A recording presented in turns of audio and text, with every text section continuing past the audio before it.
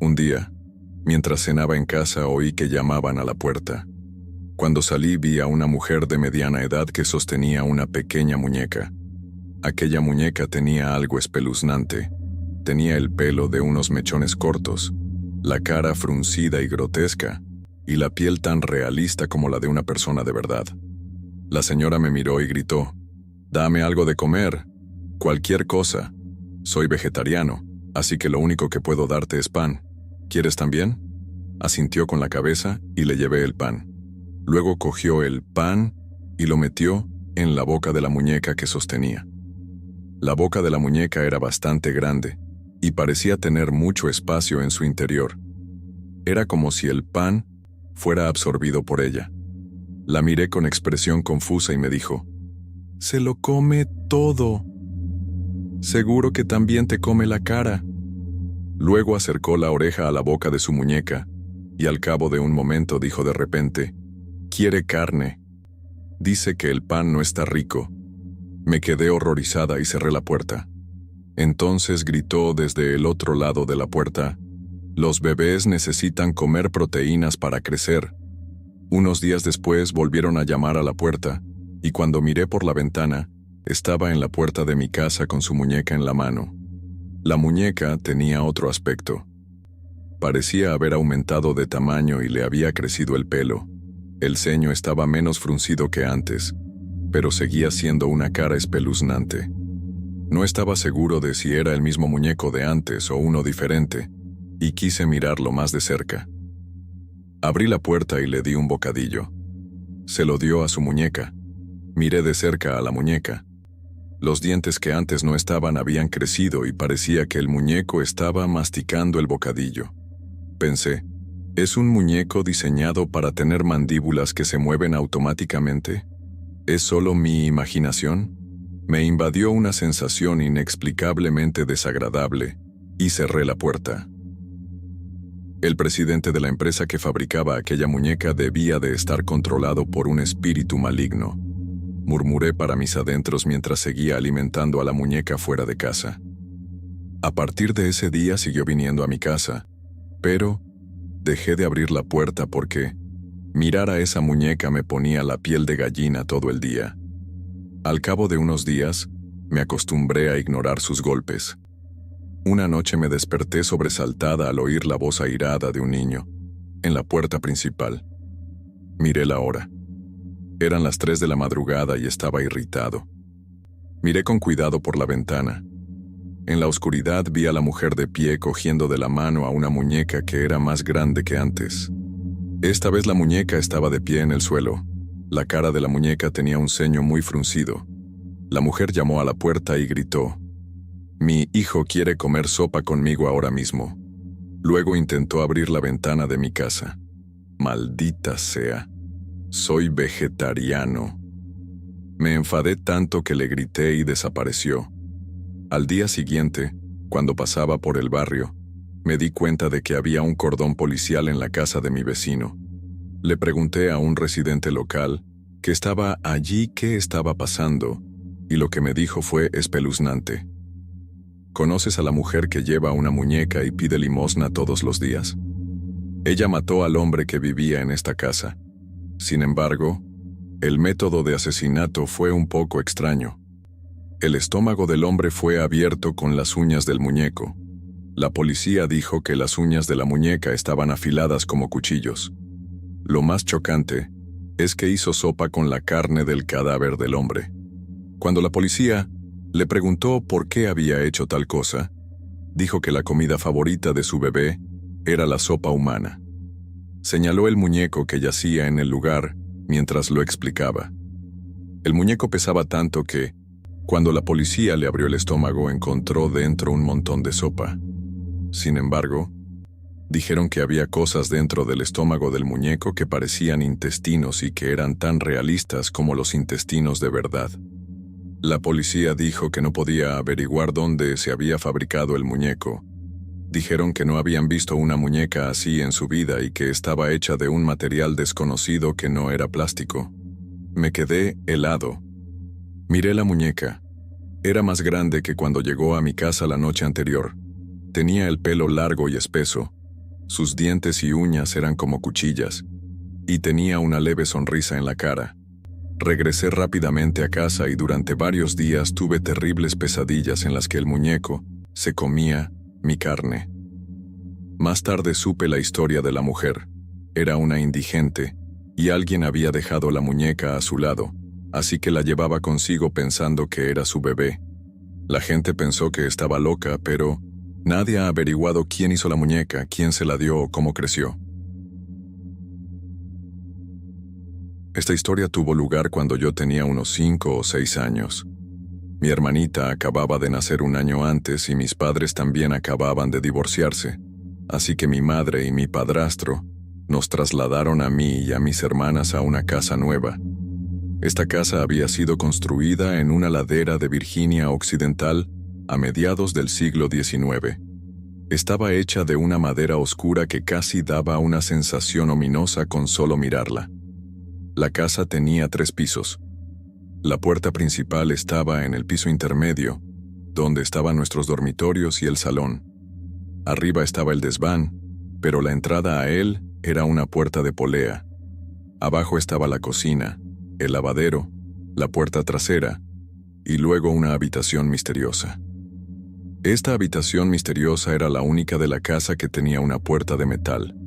Por debajo de ella se filtraba aire frío y tenía un candado del que solo mi madre y el casero tenían llaves.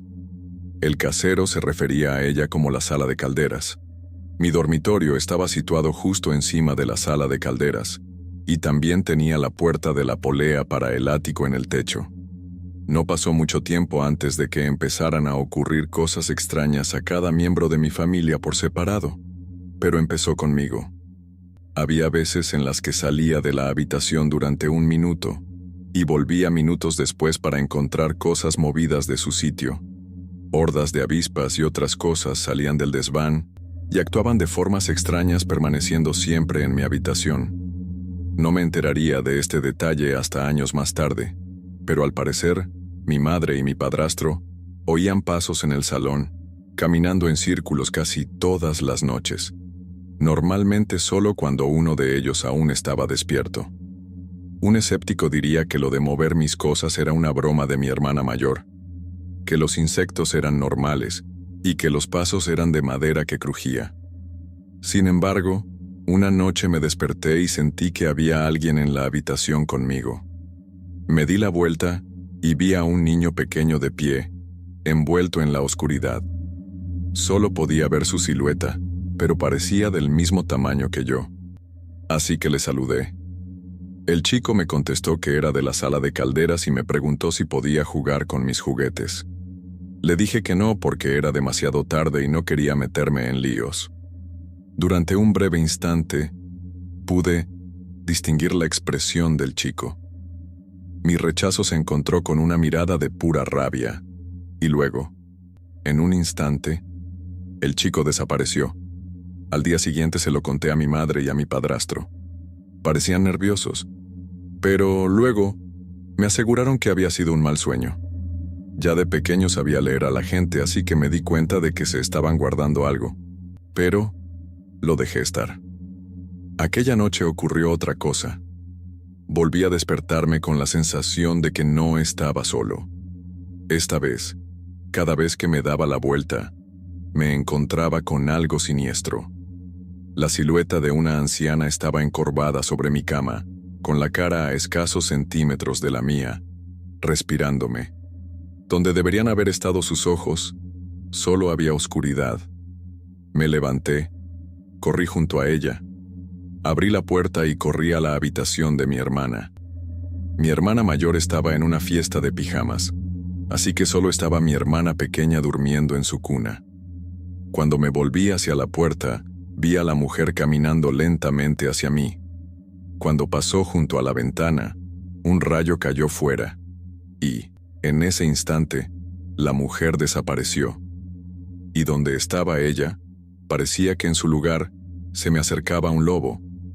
Aparté la vista un segundo, y cuando volví a mirar hacia abajo, el relámpago volvió a caer, y tras ese destello, vi arañas sobre mi almohada. Me volví para mirar al espíritu, Y tras el siguiente destello, el niño apareció de nuevo. A medida que se acercaba más y más a mí, me desmayé. Me desperté de nuevo en mi cama, empapada en sudor. Muchas preguntas pasaron por mi mente en ese momento. Poco después de contarles a mi madre y a mi padrastro aquella experiencia, nos mudamos.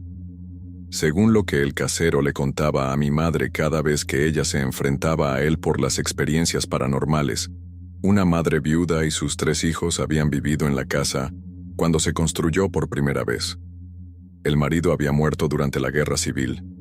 En algún momento no muy lejano, la madre enloqueció y asesinó a sus 3 hijos en el salón de la casa, y luego escondió sus cuerpos en la sala de calderas. Esas muertes explicaban perfectamente por qué se habían oído pasos rápidos en el salón, por qué mis juguetes y mis cosas se movían solos, y por qué vi a un niño pequeño y a una mujer malvada. También explica perfectamente por qué nos mudamos tan rápido después de contarle a mi madre y a mi padrastro que había visto a la mujer. Hasta el día de hoy, a veces me pregunto, ¿qué llevó a esa mujer a hacerlo? ¿La pena? ¿Soledad? ¿Locura? Nunca lo sabré. Pero otra pregunta que me hago es, si estaba dispuesta a hacerle eso a sus propios hijos, ¿qué le habría hecho a un hijo que ni siquiera era suyo? Me llamo Jayesh, soy de Mumbai, India. Esta historia es de la temporada de monzones del año 2019. Acababa de terminar mis cursos universitarios y planeaba pasar el resto de las vacaciones en mi pueblo natal.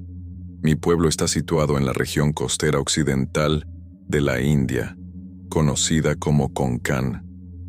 Mi familia tiene allí una casa ancestral, aunque vivimos lejos, en la ciudad. Visitamos esa casa solo en ocasiones como festivales. Esta vez no me acompañaron mis padres, ya que estaban ocupados con su trabajo. Me acompañaron mis amigos de la universidad, Rahul, Brin y Payel. Mis padres accedieron a regañadientes a permitirme viajar y alojarme allí cuando les prometí que no lo estropearía todo, y razonaron que ya era mayorcito, además acompañado de amigos. Tras un día entero de viaje en tren, por fin llegamos al destino. Nos recogió el tío Data, que era el encargado de nuestra casa. Mi padre le había llamado 2 días antes y le había dicho que preparara todo para nuestra estancia. Llegamos a la casa por la tarde y ya estábamos cansados por el largo viaje. Nos invitaron a cenar a casa de mi tío, así que fuimos con él hasta allí. Después de cenar, nos quedamos un rato hablando y no nos dimos cuenta de que ya eran las 12 de la noche. Mis amigos y yo estábamos listos para volver, pero el tío nos pidió que nos quedáramos en su casa a pasar la noche porque ya era demasiado tarde para volver. Además, era noche de luna nueva, lo que significaba que no se vería ninguna luna en el cielo nocturno. El tío Data dijo que era peligroso salir, ya que muchos animales y otras cosas salen en la oscuridad. Acepté a regañadientes quedarme allí, así que nos preparó colchones en el suelo para dormir. Hacía un fresco reconfortante, así que me dormí enseguida. Pero hacia la 1 de la madrugada me desperté sobresaltada por el chirrido de una puerta al abrirse. Vi al tío salir con una linterna en la mano y un chal alrededor del cuerpo. Cerró la puerta despacio desde fuera para que nadie se despertara. Pensé que se había ido al que estaba al lado de la casa. Permanecí despierto y esperé a que volviera. La habitación estaba en silencio, aparte del constante tic-tac del reloj, y en penumbra debido a la escasa luz de la lámpara. Media hora después, el tío seguía sin entrar por la puerta. Algo va mal, pensé. Mis amigos estaban profundamente dormidos. Me pareció que despertarlos haría que todo el mundo entrara en pánico, así que me volví en silencio hacia Bren, que dormía justo a mi lado. Me acerqué a él y lo llamé en voz baja. Bren, despierta. Bren seguía sumido en sus sueños, así que lo sacudí un poco y dije un poco más alto. Despierta, algo va mal.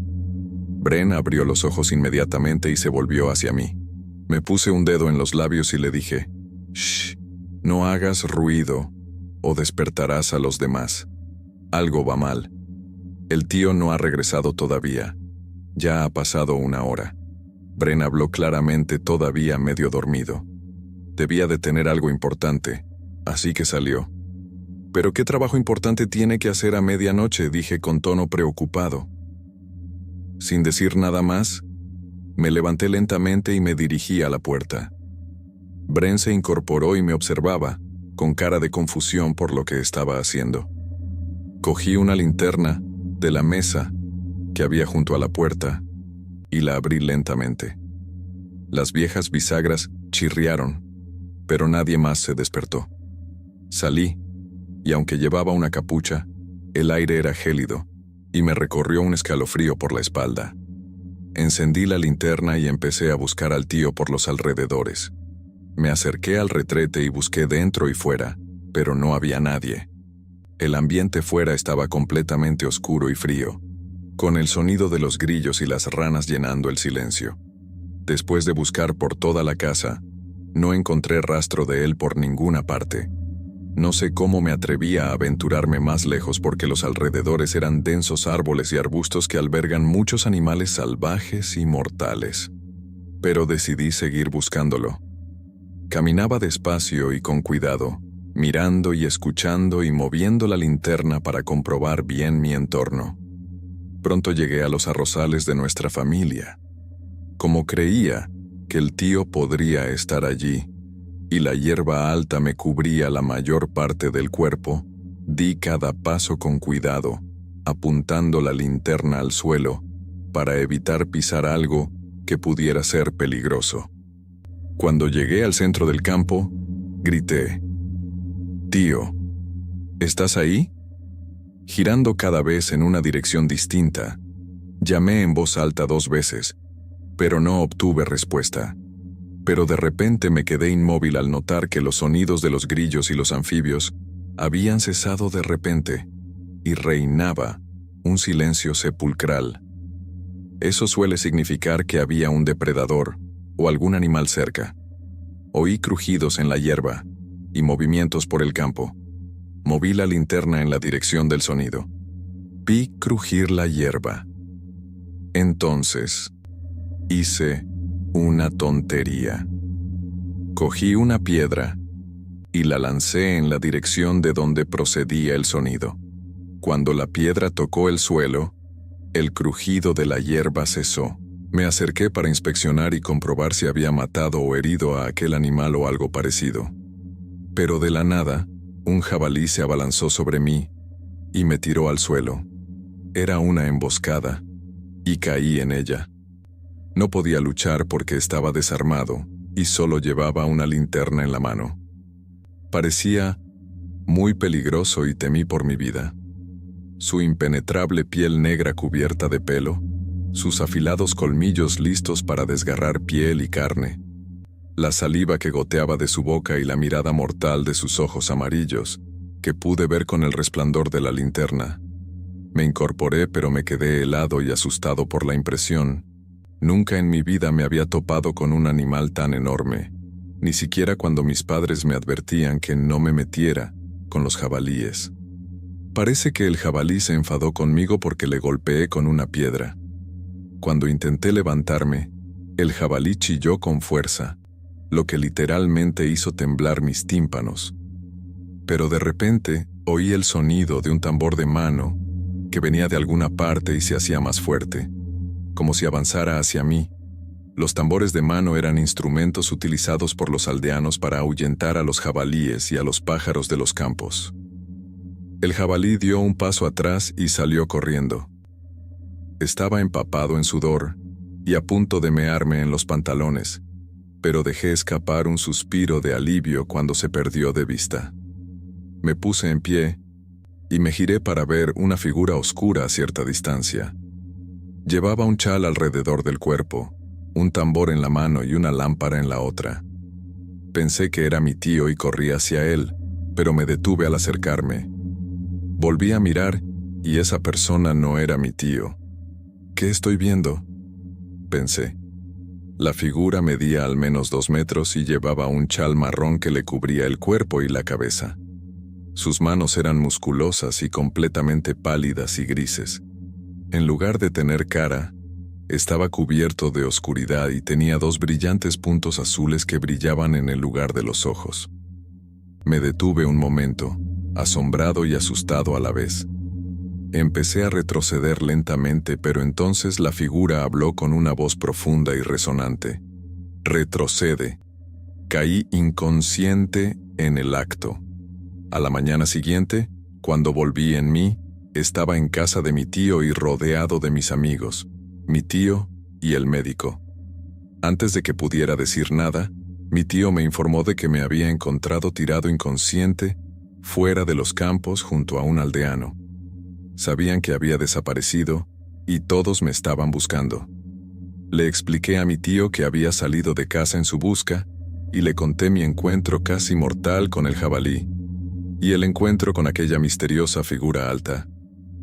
Mi tío nos dijo entonces a mis amigos y a mí que la figura con la que me había encontrado era un guardián. Nos dijo que los guardianes son las entidades guardianas que protegen los campos de presencias no deseadas y animales salvajes y bendicen los campos con fertilidad y fortuna. A cambio de su protección, cada noche de luna nueva rompemos un coco fuera de los campos como ofrenda. Mi tío nos contó que esa noche había ido a los campos a hacer la ofrenda. Después de escuchar esto, mis amigos y yo estábamos en shock total sobre si creer esto o no, pero lo que me encontré esa noche me hizo un creyente. Me di cuenta de que hay muchas entidades ahí fuera y algunas vienen con un motivo para destruir y otras para proteger.